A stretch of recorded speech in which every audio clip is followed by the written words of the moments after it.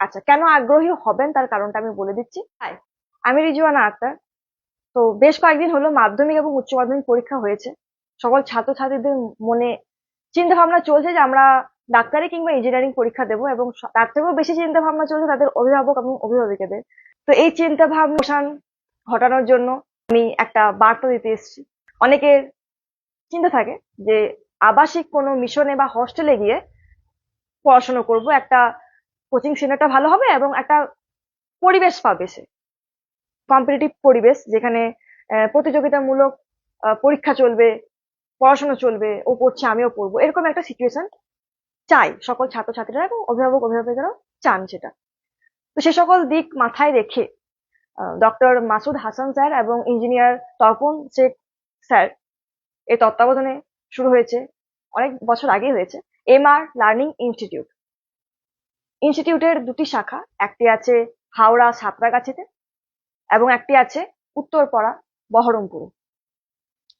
Class 11-এ যারা উঠেছো, সবে সবে 2026 মাধ্যমিক পরীক্ষা দিয়ে, এবং যারা ক্লাস 12 উঠেছো, তারা ফ্রেশার, তারা বোর্ড এক্সামের সাথে সাথে নিট পরীক্ষা দেবে, তাদের জন্য কোচিং সেন্টারটি হবে উত্তরপাড়া বহরমপুর মুর্শিদাবাদে।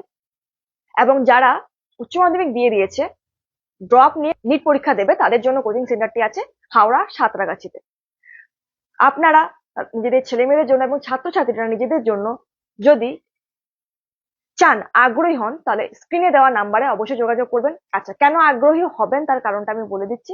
আমি স্ক্রিনে একটা ছবি আপলোড করে দিচ্ছি। গত নিট 2025-এ কয়েকজন সরকারি মেডিকেল কলেজে চান্স পেয়েছে, তাদের প্রাপ্ত নম্বর এবং তাদের র্যাঙ্ক এবং তাদের ছবি এবং তাদের নাম সহ সমস্ত কিছু এখানে দেওয়া রইলো।